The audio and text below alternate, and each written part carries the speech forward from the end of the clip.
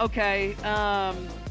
Real quick, how many of you been to a wedding before? Been to a wedding? Okay, cool. I have been to a lot of weddings. I used to be a professional wedding videographer, and so been to a lot of weddings. Really cool. It's really fun. It's really beautiful. Really sweet. Also, you see the shadow of every wedding, right? Like you see all the parts that go wrong. Like I've been to a wedding where the bride and groom were both like 90 minutes late to their own wedding. So like an hour. Imagine chilling for an hour and a half. Like, did they bail? Like, are they even getting married? But they did, right? So I've been there. Been in the wedding where the one of the female guests decided that it was her responsibility to grab the microphone and go, if anyone thinks they shouldn't be together, come fight me right now. Been at that wedding. Listen, I've been at the wedding. I've been at the wedding where the groomsmen were like, bro, this is not going to work out. And it didn't. Like I've been at some wild weddings. And even like the beautiful ones. Like I love. I'm married, y'all. We got married. We got married so long ago. We got married 12 years ago, but even some of that, like there was family members who were in the wedding who were half an hour late to the wedding. Like this is your one job to show up. You didn't show up. Half of them didn't make it to the reception. They decided to go get dinner and then never made it. And we were like, we provided dinner. I don't understand. But like there's things that happen. I've seen some wild wedding stories. I'm sure you might have some too. But the Bible has, I think, one of the most whack wedding stories of all time. I think it beats kind of what you're thinking, unless you know where I'm going. Tonight we're talking about a guy named Jacob, and we've been in this series. If you haven't been here, let me back up a little bit.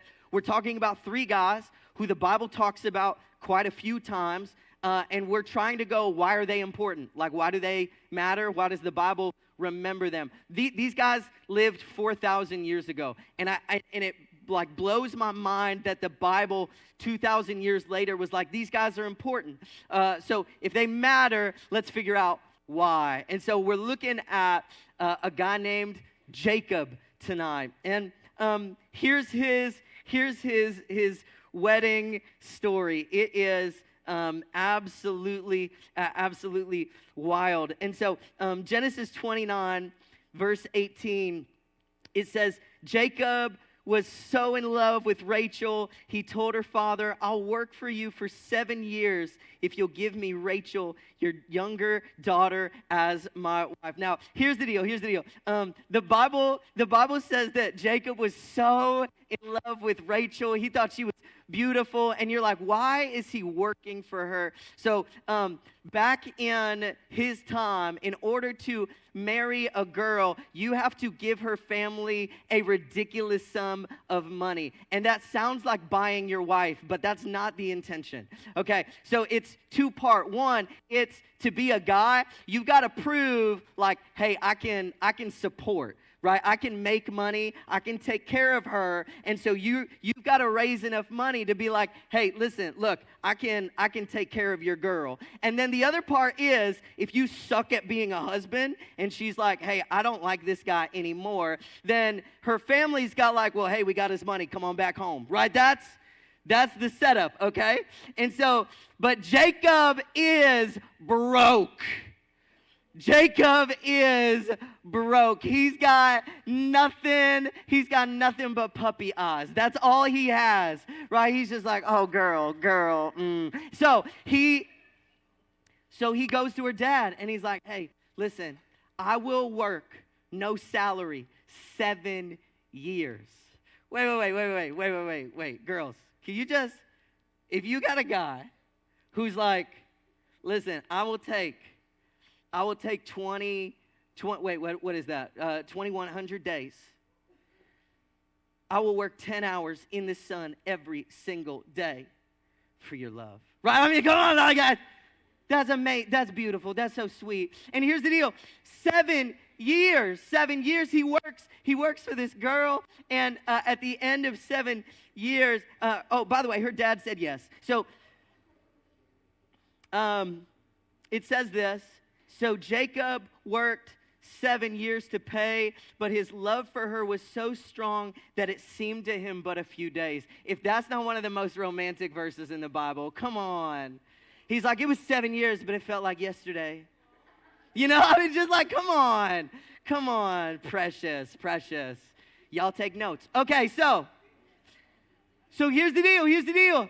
At the end of the 7 years, he goes to Laban. He goes to her dad, and he's like, hey, it's my time. It's my time to get married. And so here's what happens. Laban goes, absolutely, man, let's do it. Let's throw a big celebration. We're going to have a big wedding. And back in that day, the celebration is not the biggest part of the wedding. It's actually not the piece. Like today, legally, like the big deal is that you sign a marriage certificate. That's what means you're married today. You can kiss, but let's be honest. Nobody but a few people are really still saving their kiss for marriage, right? And so that does not mean that you are married, right? So the kiss wasn't the seal. The certificate was. In this day, there's no certificate. The seal of marriage is that you slept together. And so here's the deal. The wedding night comes. Everybody is celebrating. The Bible says Jacob goes back to his tent, and it's so dark. And he goes into the tent, and he finds this girl in there, and they sleep together, metaphorically, and says he wakes up the next morning, and he is not next to Rachel.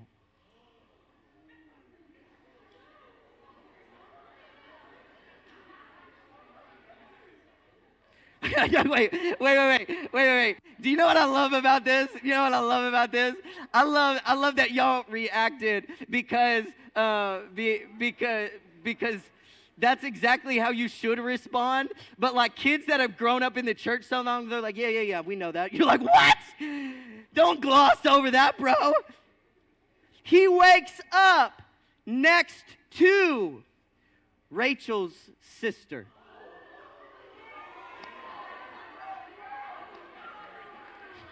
Y'all. Okay. Now here's the thing. Here's what you need to know. Jacob wakes up and what he finds out is that Laban, the dad, did that on purpose.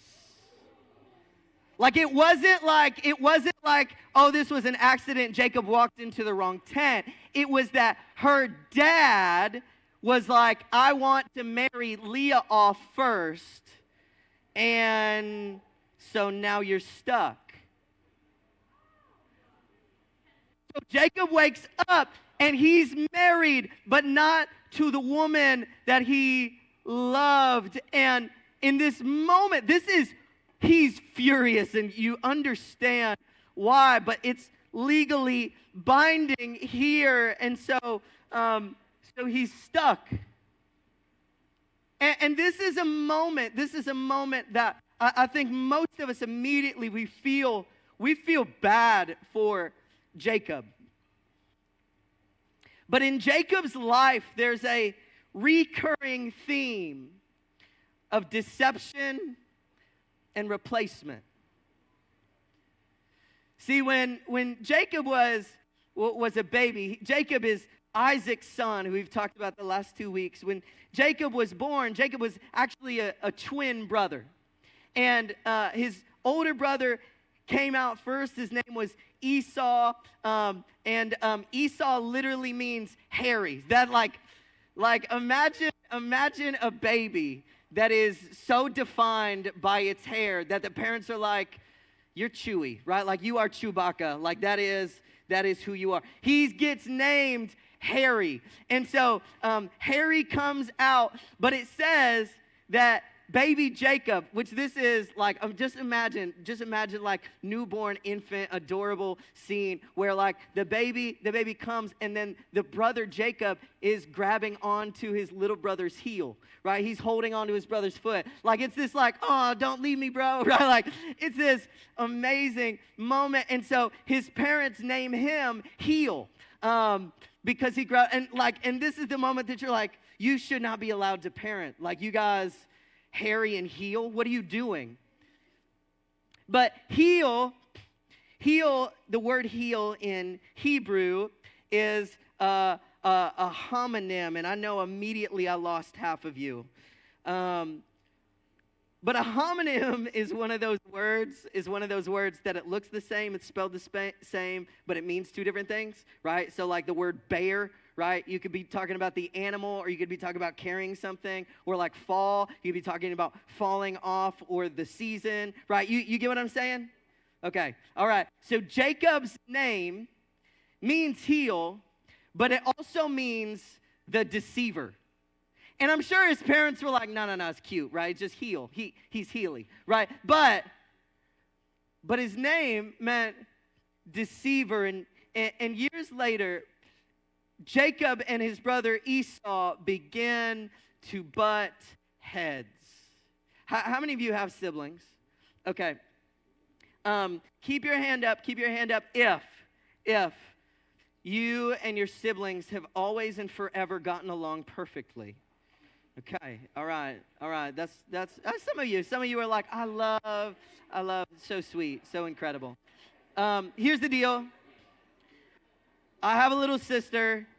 I won't say anything too bad about her because her husband's here. But my sister, when she was little, like when she was like 1 year old or something like that, I'm a few years older.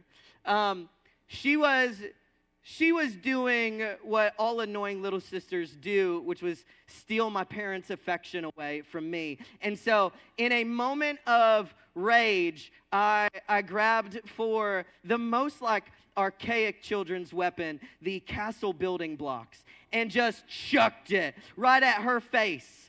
And here's the deal. It left a mark that lasted for like 8 years, okay? Now, yeah, I know. A 4-year-old should not be able to do that much damage, and here I am. So, now here's the deal. She has never let me live that down. It comes up at least 3 times a year. Like, Josh, do you remember? And I'm like, oh, you don't remember. You were too little to remember. You're jacked up. But here's the deal. She likes to forget about the time years later when I was in middle school and I was hanging out with a girl who just so happened to be a girl that I liked. And Hannah comes outside, and we're being like middle school cute, okay? So like we were just me and this girl, we were like picking up rocks, and like middle school boys decide to like try to hurt girls that they like. Have you noticed this? They're like pulling her hair. They're like, right? Anyway, so we were picking up rocks, throwing them at each other's feet, like, and my sister comes out and she goes, "Oh, I get this game," and she picked up a boulder and goes. And I gave my sister a mark for a few years, but I have a scar for life from where she hit me with a rock, okay? So, we're even, but not really. So, Jacob and his brother, they're not getting along. Here's what happens. Jacob grows up and he's mom's favorite. And Esau grows up and he's dad's favorite. Esau is, he's kind of a little bit of a reckless kid. He's a little wild. He loves to just spend his time outdoors. He goes outside a lot.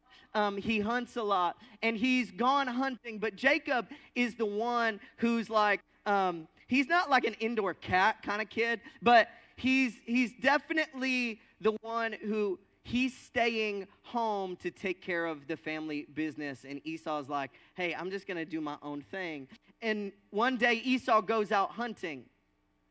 It says that while he's out hunting, he's been gone for a long time, and he's successful. He's not caught anything. And so he comes back to his brother in Genesis 25. And it says, Esau said to Jacob, I'm starved. Give me some of that red stew that Jacob had been cooking. I'm curious. This is fun. This is free. The Bible word used there is actually pottage. Does anybody know what a pottage is? Okay, I only do now. But I thought that, wait, did you? No. Did you? No? Yeah? Yeah? Okay, it's a lentil stew. I didn't know this. But use that on a paper somehow. Like try to work that into a history paper this week and just be like, and the pottage, referring to lentils. Right, just try it. See what happens, okay? So here's the deal. Jacob's making a stew. Esau comes in and he goes, I'm dying. Give me some of that, please. And Jacob goes, all right, but trade me your rights as the firstborn son. Here's what he says. He says, hey, I want your share of mom and dad's inheritance when they die. Now, here's the way that this would have worked back then, okay? When his parents would have died, there was only 2 sons. So what would have happened is they would have had to split all of Isaac and Rebekah's stuff. They would have split 3 ways, and Esau would have gotten 2, Jacob would have gotten 1. Or if there was, 5 kids, they would have split it 6 ways, and the older is always going to get an extra part. Do you get this? Jacob's got his brother starving, and he says, hey, I want your part of mom and dad's inheritance when they die. I'll feed you then. Now, this is Esau's response.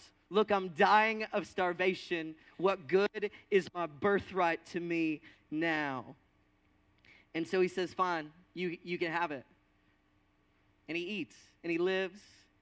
But Jacob kind of, he's kind of a cruel brother. And that's an understatement. You know what I mean? Like, he's kind of jacked up here. His brother was in need, and he goes, hey, listen, I know you're about to die, but can I have your share of stuff? It's like when you've got a sibling sick at home, and you're like, hey, can I just have your Xbox when you kick it? Like, can I? All right, cool. But Jacob literally takes his brother's inheritance. This is it, but this is not the last time that Jacob is a deceiver. See, because years later, his dad, Isaac, is dying. And as Isaac is dying, particularly a dad, a father in this culture was dying, one of the things that they would do is they would invite their children and they would pray over them like a blessing or last words. And they'd say, hey, here's the most important thing I want to leave you with, and here is my last prayer over you. And it was a big deal. Like this was as big as any other family kind of celebration. This is a big deal, the blessing moment. And Isaac goes, Esau, I'm dying. And I want you to come so that I can bless you. And here's the deal. There's always a special blessing for the oldest. Now, let me just ask, how many of you are the oldest in the room? If you're an only child, you are the oldest. Okay, all right. How many of you are in the middle somewhere? Okay. How many of you are the baby? Anybody the baby? Yeah. Okay. Babies, just know that we all hate you. That's you guys get all the attention. That's okay. It's okay.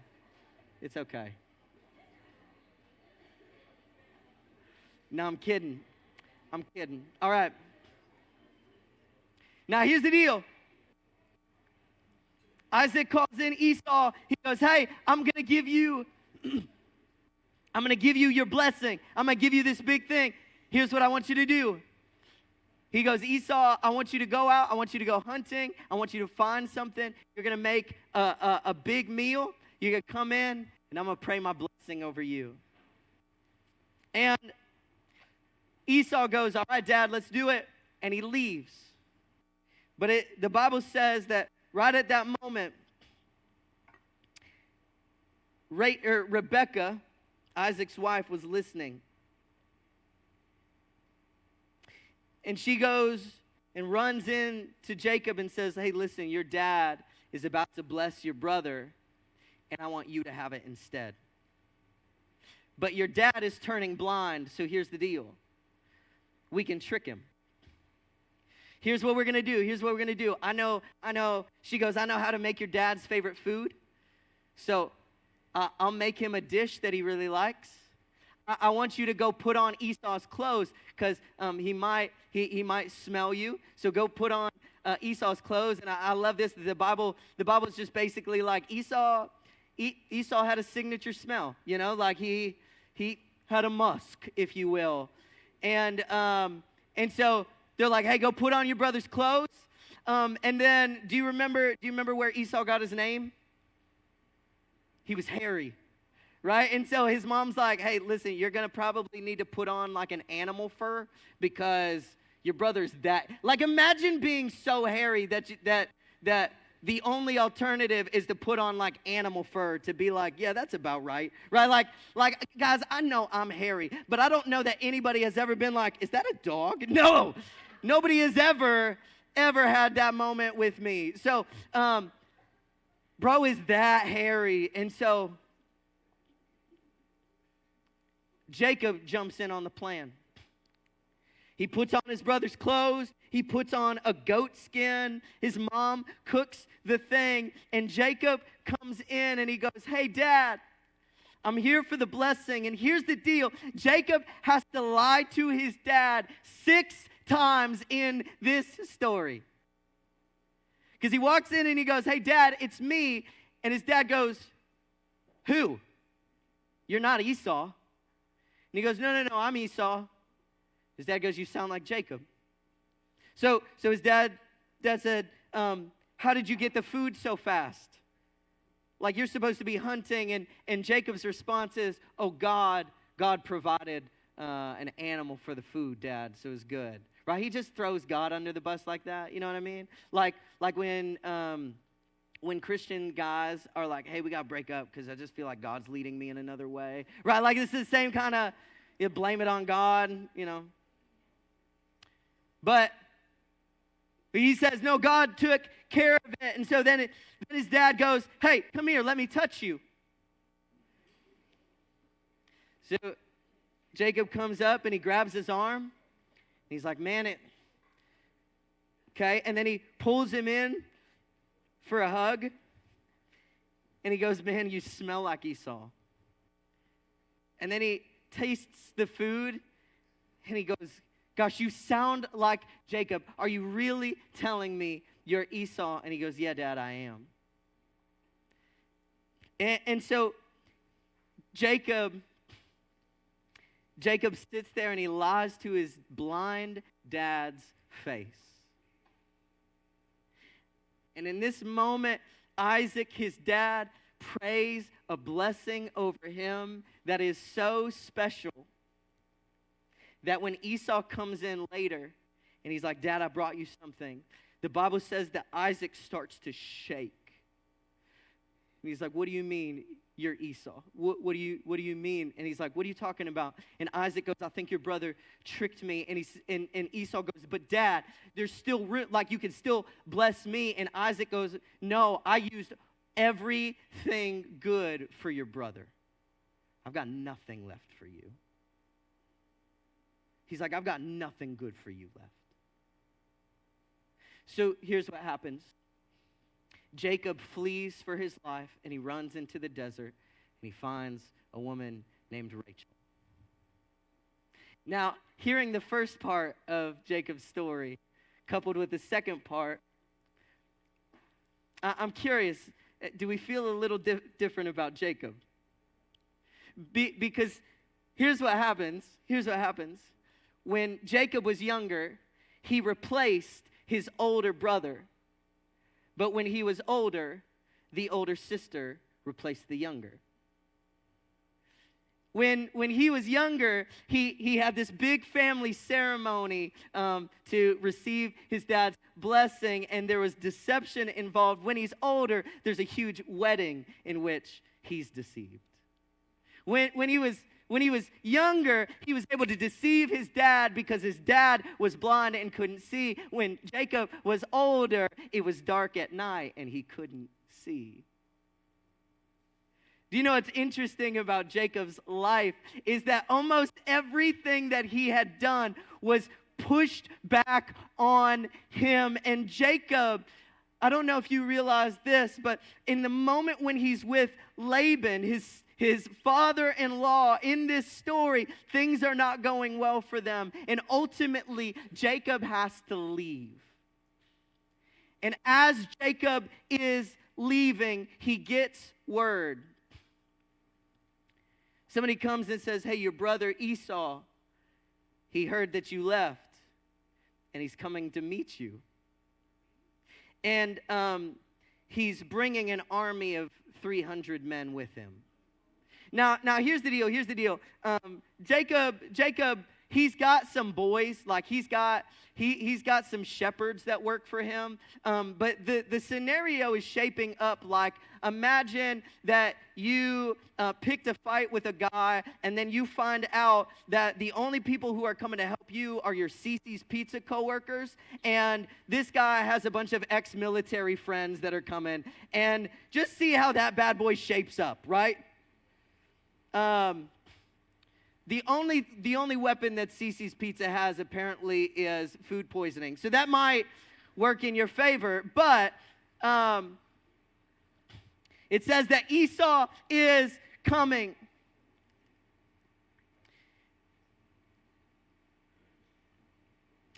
And then Jacob has a moment.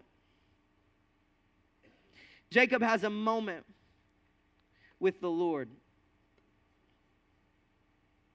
In Genesis 39, Jacob recognizes two things. One, that even though he was a terrible person, that God had been faithful to him. And two, that the only thing that he needed was God's help. So in Genesis 39, verse 10, he cries out to the Lord and he says, I'm not worthy of all the unfailing love and faithfulness you've shown to me, your servant. And then he says, oh Lord, please rescue me. Now I love this moment because Jacob is not an impressive guy. He's not a good guy. He's not a clean guy. Bad stuff has happened to him. He's done bad stuff. In fact, his whole life has been shaped by his deception. Like, it's just become who he is. In fact, almost his entire identity has been surrounded by this ever-present sin in his life. And it's just who he is. He's just stuck. He's a deceptive guy. He's a liar. That's just him. That's who he is. And yet, God has an incredible moment with Jacob. The Bible tells us there's a night where Jacob is camping. And he's alone in the camp, and in the middle of the night, he wakes up. And there's another man in the camp. And I don't know about you, but if you wake up and somebody is like nearby where you're sleeping, they are obviously the enemy of your entire being, right? Like have you ever been at a sleepover and you were the one that fell asleep first and you wake up with marker being etched into your forehead, right? Or something like this. This is Jacob wakes up. There's a guy in his camp, and it says that Jacob starts to wrestle with him. But here's what's amazing. At this point in time, Jacob is almost 100 years old. So I mean, man, he might be a little scrappy, but like, how many 100-year-olds are you really like, oh man, he's a threat, right? Like I've seen nursing home people fight each other. I don't have time to go into all the details. I just want you to know that there was one time I was visiting my great-grandma, and I could hear these two ladies outside starting stuff. And one lady with dementia was convinced that the other lady had stolen her husband, and the other lady with also dementia didn't know that she didn't. And so they rolled their wheelchairs to each other and started to kick. And I want you to know that it was absolute insanity because absolutely nothing was happening. No one was hurt in this fight at all. But when we told the workers there, we were like, hey, there's two ancient women fighting. They said, not again. All right, so this is...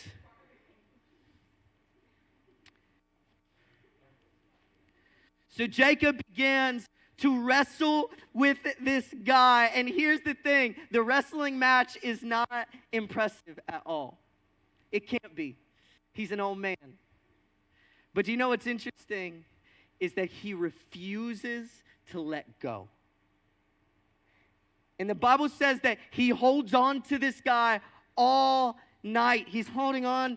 And Jacob realizes that this isn't a human that he's wrestling with.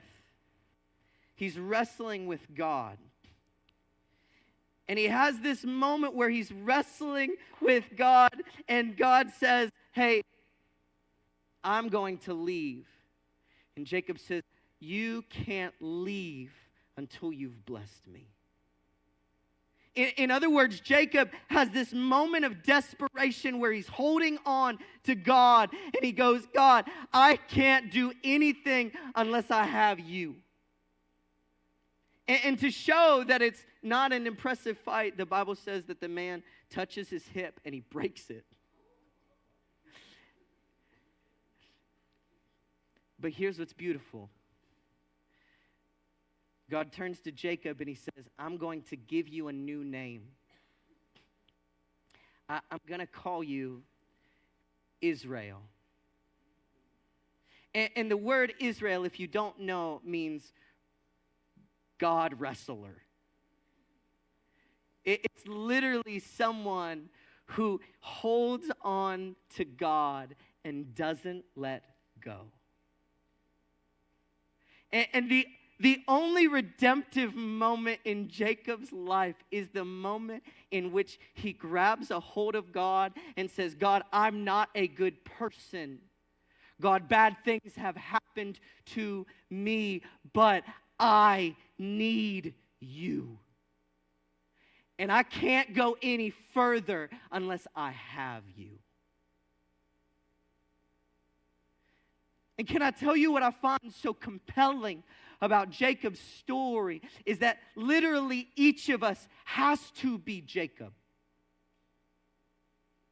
I don't know about you, but I've had stuff happen to me.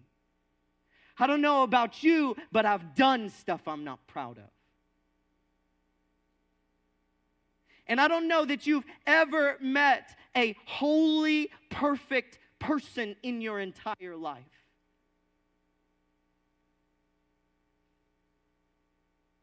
But there is one. There's one. Jesus himself was perfect. And he allows us to grab a hold. And listen, you and I, by ourselves, we're stuck. I don't know if you realize this. You may have heard this before. The Bible tells us that we know we've done bad things. We do.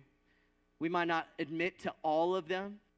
We probably have a lot of excuses for some of the bad things. Oh, yeah, listen, I did that because blah, blah, blah. But we've done bad things, every single one of us. And the Bible says that when you do wrong, you actually are working a job.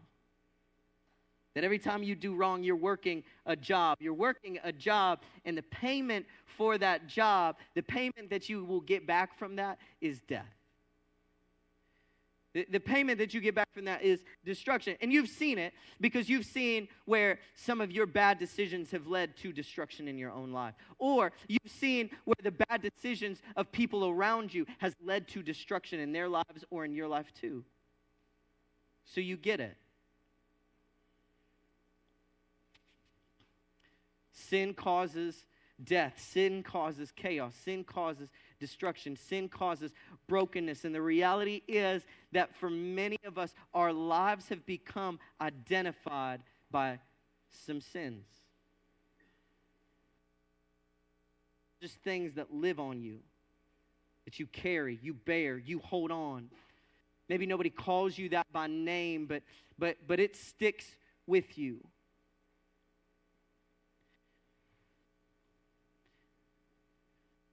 But what's incredible is that the Bible says that when we call on to Jesus, He can free us. When we call on Jesus, He can free us. He can give us a new name. He can give us a new identity. He can give us a new being. The Bible says that when you come to Jesus, you get created anew.